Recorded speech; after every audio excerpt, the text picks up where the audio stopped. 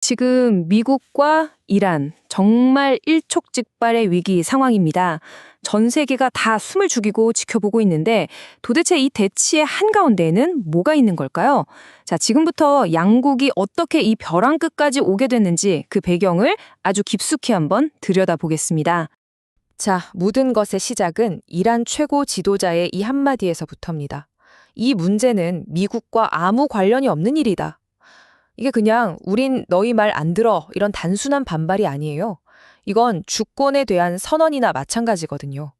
그러니까 이란한테 이 미사일 프로그램이라는 건요. 그냥 무기가 아닌 거죠. 외세 개입은 딱 거부하고 우리나라 운명은 우리가 결정한다. 바로 이런 의지의 상징인 셈입니다. 바로 이게 이번 위기의 가장 핵심적인 부분이라고 할 수 있습니다. 자, 그럼 이 팽팽한 긴장감, 그 실체를 제대로 이해하려면 어디로 가봐야 할까요? 바로 세계 에너지의 동맥이라고 불리는 곳이죠. 호르무즈 해협입니다. 보시면 양측의 군사적인 움직임이 정말 아슬아슬한 체스 게임 같아요. 그쵸? 이란이 우리 호르무즈 해협 막아버릴 거야 하면서 훈련을 딱 하니까 미국이 바로 어디 한번 해봐 하면서 두 번째 항공모함 전단을 쫙 파견하는 거죠. 이건 뭐 강력한 경고 메시지를 보내는 겁니다. 그러니까 이게 그냥 훈련이라고만 볼 수가 없는 게 자칫 잘못하면 언제든지 진짜 분쟁으로 확 번질 수 있는 그런 아주 위험한 신호들이 오고 가는 거예요. 근데 이런 군사적인 대치, 그 이면을 들여다보면요. 훨씬 더 근본적인 갈등이 자리 잡고 있습니다. 그게 뭘까요? 바로 이란의 핵 프로그램을 둘러싼 정말 한치의 양보도 없는 팽팽한 협상이죠. 결국 핵심 질문은 이거예요. 워싱턴과 테헤란, 그러니까 미국과 이란 양쪽 모두에게 이것만은 절대 안 돼 하는 절대로 넘을 수 없는 그 레드라인은 과연 뭘까요? 이 표를 보시면 양쪽의 입장 차이가 정말 명확하게 보이죠. 미국은 딱 잘라 말합니다. 혹시라도 핵무기 만들지 모르니까 우라늄 농축 아예 하지 마. 이게 바로 미국의 레드라인이에요. 원천 봉쇄하겠다는 거죠. 그런데 이란 입장은 완전 달라요. 이건 우리 주권의 문제다. 핵기술을 갖는 건 우리 기본 권리다. 이렇게 나오는 거죠. 그러니까 한쪽은 안보를, 다른 한쪽은 주권을 내세우면서 정면으로 꽝 부딪히고 있는 겁니다. 최근에 미국 부통령이 이런 말을 했어요.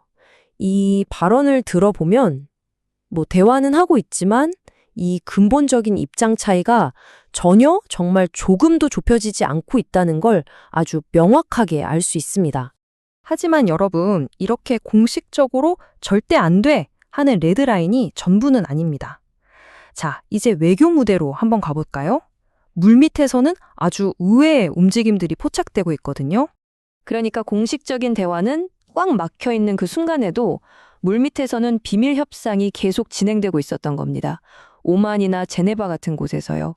그리고 이 마쿠 협상에서 이란이 이 교착 상태를 좀 풀어보려고 몇 가지 꽤 파격적인 제안을 테이블 위에 올려놨습니다. 한번 보세요. 최대 3년 동안 우라늄 농축을 멈추겠다. 심지어 핵폭탄 여러 개 만들 수 있는 고농축 우라늄을 아예 러시아 같은 해외로 보내겠다. 와, 이거 들으면 상당히 의미 있는 제안 같잖아요. 그런데 문제는 이게 미국의 아예 하지 마, 즉 완전한 중단이라는 요구에는 여전히 못 미친다는 거죠. 타협 바로 그 문턱에서 최종 합의가 계속 빙빙 맴돌고 있는 이유가 바로 이겁니다. 자, 그럼 이란이 이런 제안을 하면서 원하는 건 뭘까요? 그 대가는 아주 구체적입니다. 바로 돈이에요. 제재 때문에 꽁꽁 묶여있는 자기들 돈 말이죠. 최소 60억 달러? 우리 돈으로 하면 얼마죠?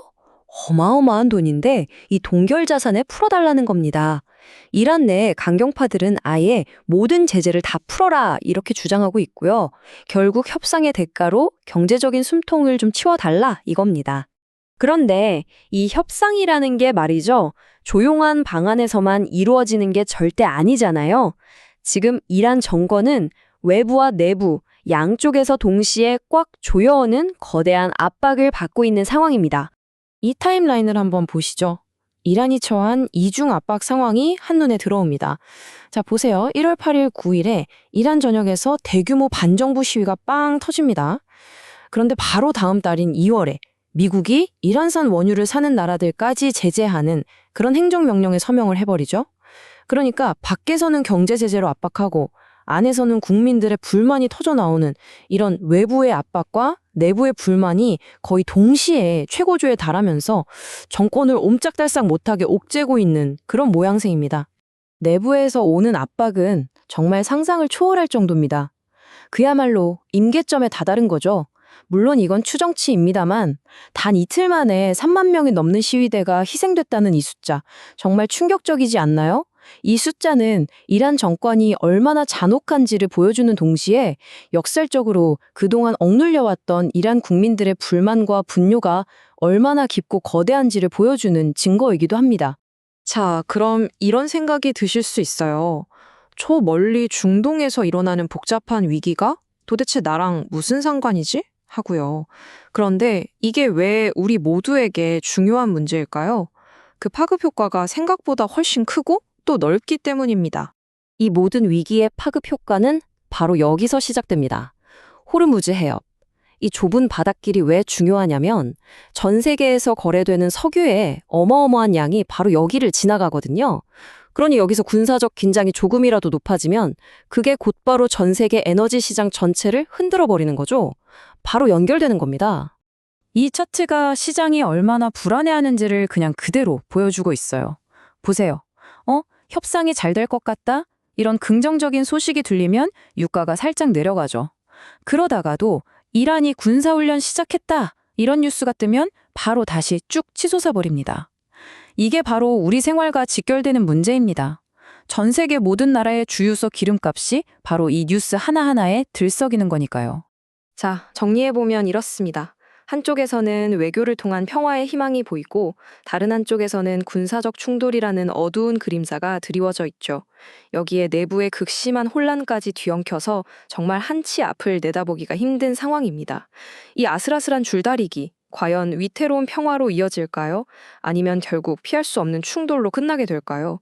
그 선택의 시간이 점점 더 우리 앞으로 다가오고 있습니다.